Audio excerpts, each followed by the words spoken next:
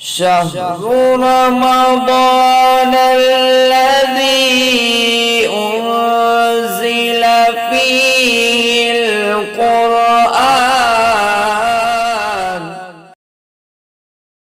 اعوذ باللہ من الشیطان الرجیم. بسم اللہ الرحمن الرحیم. اردو ٹی وی کے معزز دوستو السلام علیکم. آپ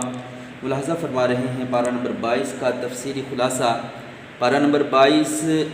میں سورہ احزاب جاری ہے جو کہ پارہ نمبر 21 سے شروع ہوئی، اور پارہ نمبر 21 میں سورہ احزاب کا جتنا حصہ ہے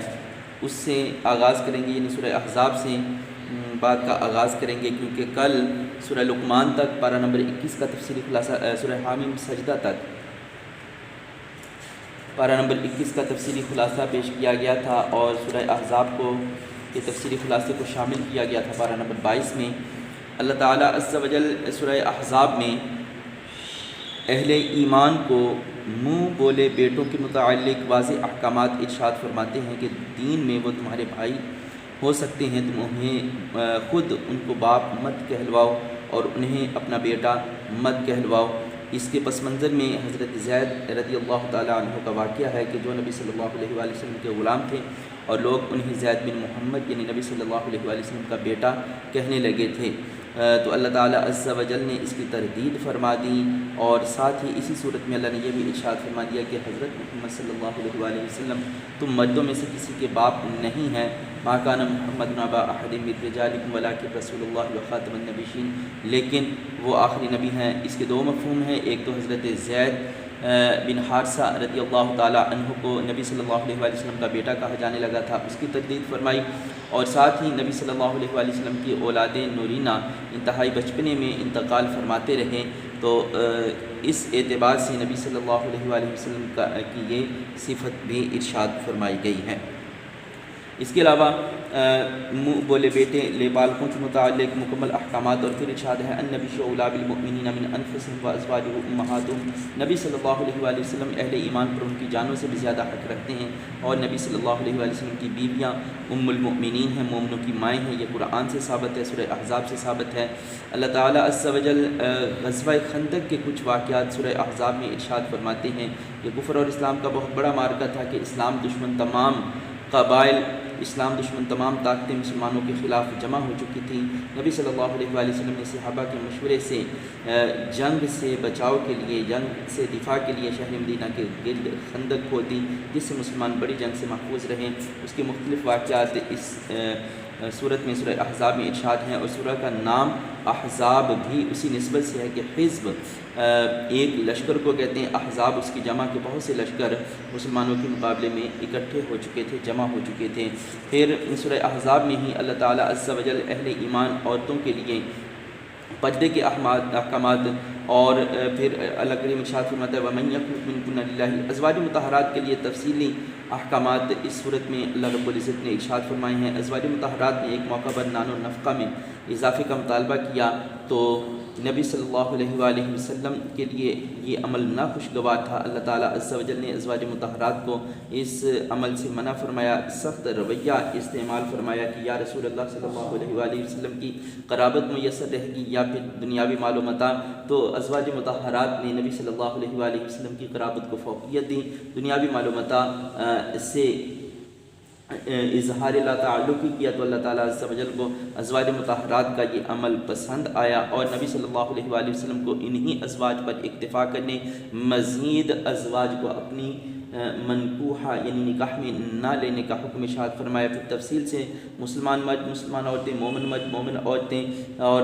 راست بات یعنی سچ بولنے والے مرد، سچ بولنے والی عورتیں، خشوع و خضوع کرنے والے مرد، خشوع و خضوع کرنے والی عورتیں، اور صدقہ دینے والے مرد، صدقہ دینے والی عورتیں، روزہ دار مرد، روزہ دار عورتیں، اور پاک باز مرد اور پاک باز عورتوں کے فضائل اللہ رب العزت تفصیل سے ارشاد فرماتے ہیں. اور وَإِذْ تَقُولُ لِلَّذِي أَنْعَمَ اللَّهُ عَلَيْهِ وَأَنْعَمْتَ عَلَيْهِ أَمْسِكْ عَلَيْكَ زَوْجَكَ وَاتَّقِ اللَّهَ وَتُخْفِي فِي نَفْسِكَ مَا اللَّهُ مُبْدِيهِ وَتَخْشَى النَّاسَ. حضرت زید بن حارثہ رضی اللہ تعالیٰ عنہ جو نبی صلی اللہ علیہ وآلہ وسلم کے غلام تھے، اور لوگ انہیں منہ بولے بیٹے کہا کرتے تھے.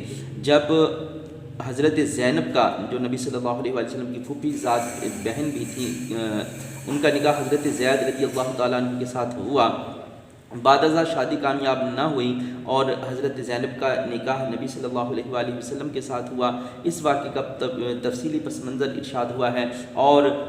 حضرت زید رضی اللہ تعالیٰ عنہ کو یہ اعزاز حاصل ہے کہ قرآن میں اللہ رب العزت نے ان کا بائی نیم ذکر کیا، فلما قضى زید منها وطرا زوجناکہا، پھر جب زید نے ان سے کوئی حاجت روا نہ رکھی۔ پھر اس کے ساتھ ساتھ رشتہ ازواج کے لیے اللہ تعالیٰ عز و جل نے احکامات ارشاد فرمائے کہ کون سی عورتیں ہیں جن کے ساتھ اہل ایمان مرد نکاح کر سکتے ہیں۔ نبی صلی اللہ علیہ وآلہ وسلم کی بارگاہ میں درود و سلام بھیجنے کی فضیلت سورہ احزاب کی آیت نمبر 56 میں ارشاد ہے، ان اللہ و ملائکتہ یصلون علی النبی یا ایھا الذین آمنوا صلوا علیہ وسلموا تسلیما، کہ اللہ تعالیٰ اور اس کے فرشتے نبی صلی اللہ علیہ وآلہ وسلم پر درود و سلام بھیجتے ہیں، اے ایمان والو تم بھی آپ صلی اللہ علیہ وآلہ وسلم پر درود و سلام بھیجو۔ نبی صلی اللہ علیہ وآلہ وسلم کے ازواج مطہرات، نبی صلی اللہ علیہ وآلہ وسلم کے اہل بیت کی شان کہ انما یرید اللہ لیذھب عنکم الرجس اہل البیت ویطہرکم تطہیرا، اے نبی صلی اللہ علیہ وآلہ وسلم کے اہل بیت، اللہ تعالیٰ تو یہ چاہتا ہے کہ تم سے ناپاکی کا میل کچیل دور کر دے اور تمہیں پاک شفاف کر دے۔ سورہ احزاب کی آیات میں ہی اسے یہ آیت ارشاد ہے، اسے آیہ تطہیر بھی کہتے ہیں۔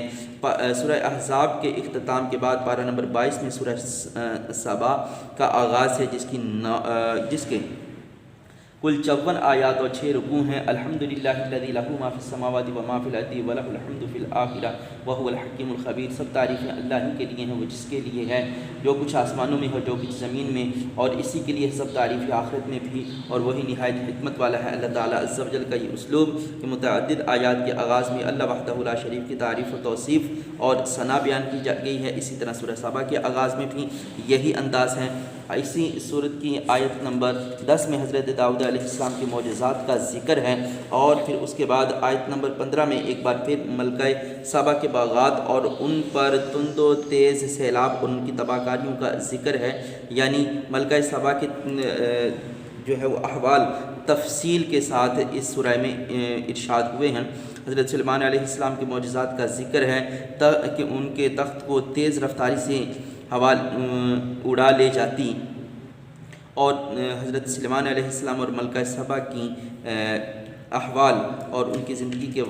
معجزات واقعات اس صورت میں تفصیل سے بیان ہوئے ہیں۔ آیت نمبر 28 میں اللہ تعالیٰ عز و جل ارشاد فرماتے ہیں کہ سیدنا محمد رسول اللہ صلی اللہ علیہ وآلہ وسلم کی رسالت عامہ کا ذکر ہے کہ آپ کی دعوت پورے عالمی انسانیت کے لیے تھی، اور یہ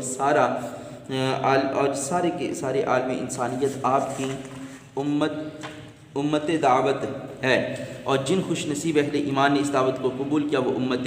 اجابت میں ہیں، یعنی نبی صلی اللہ علیہ وآلہ وسلم کی طرف سے کل عالم کے لیے اللہ کے حکم کی دعوت ہے۔ جنہوں نے اس دعوت کو قبول فرمایا وہ اللہ کے ہاں مقبول ٹھہرے، یعنی وہ صاحب ایمان ٹھہرے۔ وما ارسلناک الا کافۃ للناس بشیرا ونذیرا ولکن اکثر الناس لا یعلمون، اور نہیں ہم نے بھیجا آپ کو مگر تمام انسانوں کے لیے خوشخبری دینے والا، یعنی بلا تفریق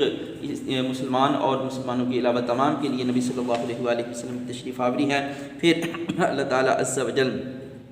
ارشاد فرماتے کہ اپنے عہد کے جابر اور متکبرین کو آخرت میں ان کے عہد کے کمزور طبقات کے لوگ یہ کہیں گے کہ ہمارے ایمان سے محرومی کا سبب تم بنے۔ مزید بتایا کہ پچھلی امتوں کے خوشحال لوگ مال و دولت کی فراوانی کو اپنی مقبولیت کی دلیل سمجھتے تھے، اللہ نے فرمایا کہ ان کا قرب مال و دولت کی فراوانی سے نہیں ملتا بلکہ ایمان اور عمل صالح سے ملتا ہے۔ سورہ سبا کے اختتام کے بعد پارہ نمبر 22 میں آغاز ہے سورہ فاطر کا۔ اللہ رب العزت اس سورت کی ابتدا میں اللہ تعالیٰ عز و جل نے دو اور چار پروں والے فرشتے پیدا کیے۔ اللہ کریم ارشاد فرماتا ہے کہ اللہ قادر مطلق ہے، وہ کسی پر اپنی رحمت کے فیضان کو کھول دے تو کسی کو مجال نہیں کہ اسے روک دے، اور جس کے لیے وہ روک دے تو کسی کی مجال نہیں کہ وہ فیضان رحمت عام کر سکے۔ آیت نمبر 9 میں اللہ رب العزت ارشاد فرماتے ہیں واللہ الذی ارسل الرياح فتثير سحابا فسقناه، کہ اللہ تعالیٰ عز و جل کی قدرت کے تحت بارش کے نظام کا ذکر ہے، انسان کو اسی کے جوہر تخلیق کی طرف متوجہ کیا گیا ہے۔ پھر آیت نمبر 12 میں اللہ رب العزت کا فرمان ہے وما يستوي البحران هذا عذب فرات سائغ شرابه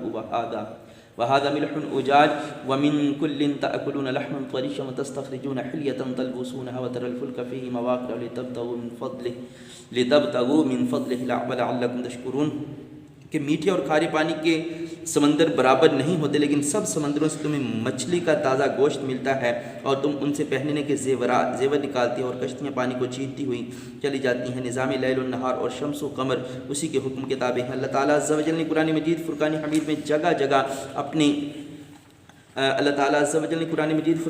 میں جگہ جگہ اپنے مظاہر قدرت کا ذکر کیا ہے، اور ان مظاہر قدرت میں سمجھ رکھنے والے لوگوں کے لیے، غور و فکر کرنے والوں کے لیے بڑی بڑی نشانیاں ہیں۔ سائنسی علامات اس کے اندر بہت زیادہ موجود ہیں، جہاں اللہ تعالیٰ عز و جل سمندروں کا ذکر کرتا ہے، سمندروں کے اندر موجود مخلوقات کا ذکر کرتا ہے۔ اس سے سائنسدانوں کو بہت سی معلومات میسر آئی ہیں، اور پھر جہاں اللہ تعالیٰ عز و جل بلند و بالا پہاڑوں کا ذکر کرتا ہے اور اپنی دیگر تخلیقات کا ذکر کرتا ہے، اہل ایمان کے لیے، اہل شعور کے لیے اس میں بڑی نشانیاں ہیں۔ سورہ فاطر کی آیت نمبر 28 میں اللہ رب العزت کا فرمان ہے،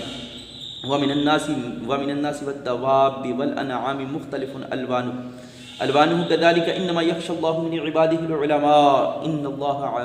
عَزِيزٌ غَفُورٌ۔ اور انسانوں میں سے اور جانوروں میں سے جو چوپایوں میں سے مختلف ہیں، ان کے رنگ اسی طرح، بس ڈرتے ہیں اللہ سے اس کے بندوں میں علماء ہی، بلا شبہ اللہ خوب غالب اور بخشنے والا ہے۔ قرآن مجید فرقان حمید کی اس آیت کے ایک حصے میں اللہ رب العزت ارشاد فرماتا ہے کہ جو اہل علم ہیں وہی حقیقت میں اللہ تعالیٰ عز و جل سے ڈرتے ہیں، کیونکہ علم نام ہے شعور کا، علم نام ہے نہ جاننے کے جاننے کا۔ تو جب کوئی شخص حقیقت میں اللہ تعالیٰ عز و جل کی ذات کا عرفان پا لیتا ہے، تب ہی وہ خدائے وحدہ لا شریک کی عظمت کا احساس پاتا ہے، تب ہی وہ اللہ رب العزت کی حقانیت، اللہ تعالیٰ عز و جل کی معرفت کا شعور پا کے خدائے وحدہ لا شریک کی عظمت و جلال اس کے احساس میں مزید مؤثر اور مقوی، طاقتور ہو جاتی ہے۔ پارہ نمبر 22 کے بعد پارہ نمبر 23 کے آغاز میں بات ہوگی سورہ یاسین سے، اور پارہ نمبر 23 کے تفسیری خلاصے کے لیے منتظر رہیں اگلی ویڈیو کے۔ جزاک اللہ۔